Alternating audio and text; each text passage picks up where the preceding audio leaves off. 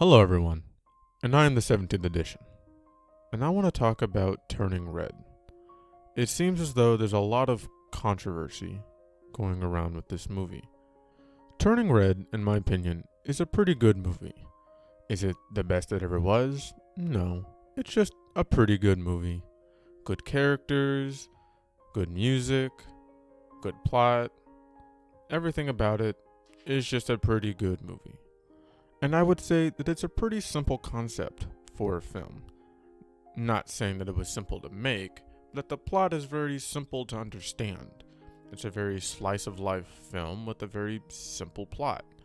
May, our main character, is a very eccentric person, a very outward person. As she says, I'm Maylin Lee, and ever since I turned 13, I've been doing my own thing, making my own moves, 24/7, 365. I wear what I want, say what I want, and I will not hesitate to do a spontaneous cartwheel if I feel so moved. Crap! with a very colorful cast of characters, each one with their own really nice personality. But May is only like this with her friends and at school. And when it comes back to her family, mostly her mom, she's more reserved and really just does exactly and whatever her mom wants her to do. Whether it is getting straight A's, playing the flute, working at the temple, doing everything that she could do to please her mom. Her mom is very overbearing. Furthermore, we can see that May doesn't really show who she is to her mom or even her dad. They don't know how she really is at school. They only know how she is at home. And we can see this overbearingness in almost every single scene. May's mom thinks she knows May because, well, she's her mom. And a mom is supposed to know everything that her daughter or her son does. But May's mom doesn't know that she likes certain music, or that she dances a certain way, or what she says at school, or what she does at school. She doesn't know her interests. She just knows what she knows. And May's mom knows that she's a good student, that she plays flute, that she comes and helps in the temple. These are the only things she knows because they only see her at home. And I think that it's in these scenes that we see the most relatability in this movie. Everybody has parents. Everybody has embarrassing parents. And just like May, you don't show your parents how you are in school, with your friends, or anywhere else. You show them only what you're like at home, your surface level self.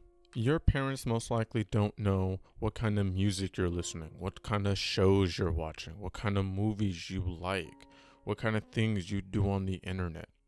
And this is something that I think everybody can relate to, because that's really the whole thing of this movie, is relatability. You're relating to the nostalgia of being a kid and hiding away the things that you don't want your parents to know about you. What you're not supposed to be relating to is being Asian, because not everyone is Asian. You're not supposed to relate to being in Toronto or having a helicopter parent. These are just bonuses tacked on top of it. If you have an overbearing parent, or if you live in Toronto, or even if you're an Asian American, these probably just make the movie better for you. But for everyone else who isn't Asian, doesn't live in Toronto, or has never had overbearing parents, what we're supposed to be relating to is the fact that we do just have parents. Because other than being Asian, other than having overbearing parents or living in Toronto, everybody else simply can relate to having parents. Now, I want to talk about Encanto. Encanto is a very easily relatable movie. We, as the audience, are supposed to relate to Mirabel because, in essence, we are Mirabel. Mirabelle isn't special, or rather, she doesn't have a gift, just like everybody else in her family, for the most part. She doesn't have super hearing, she doesn't have super strength, she can't make flowers grow, and she can't heal people.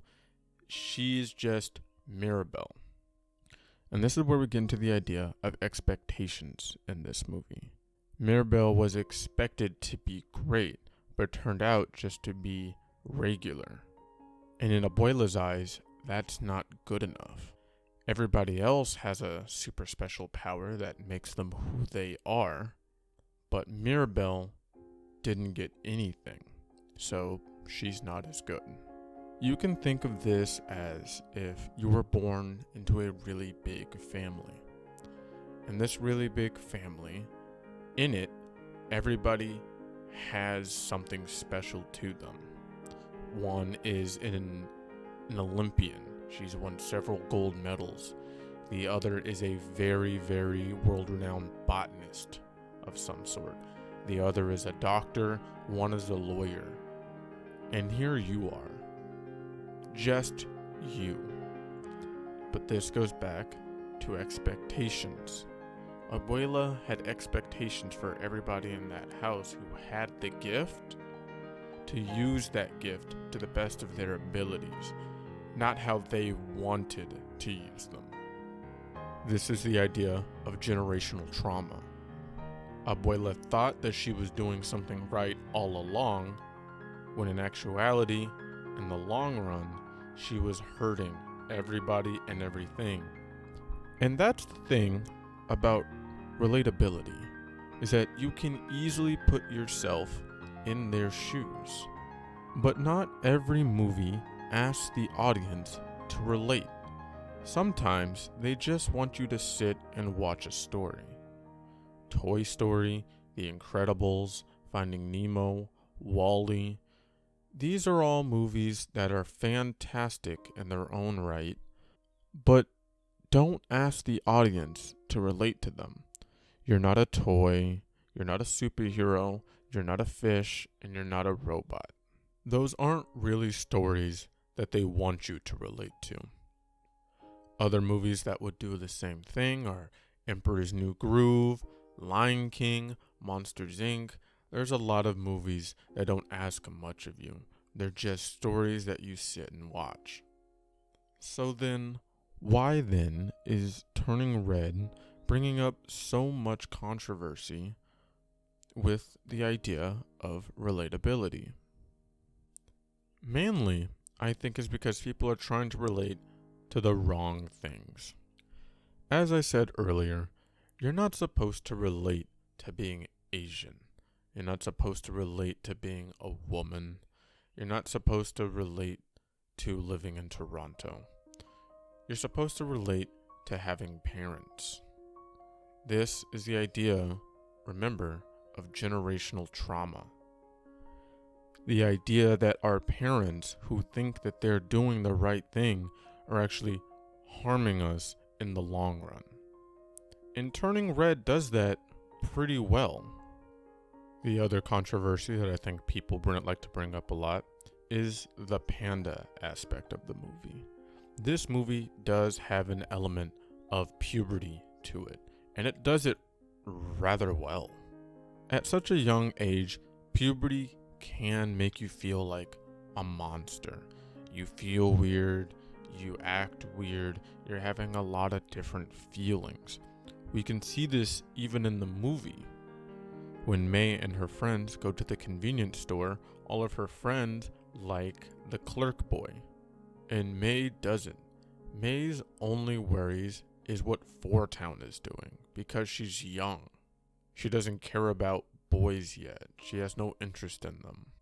Until later that night, when she's listening to her music, she's doing her homework, and she gets to thinking about it. Maybe I do kind of like boys. She draws him in her notebook and fantasizes about things with him. She's growing up.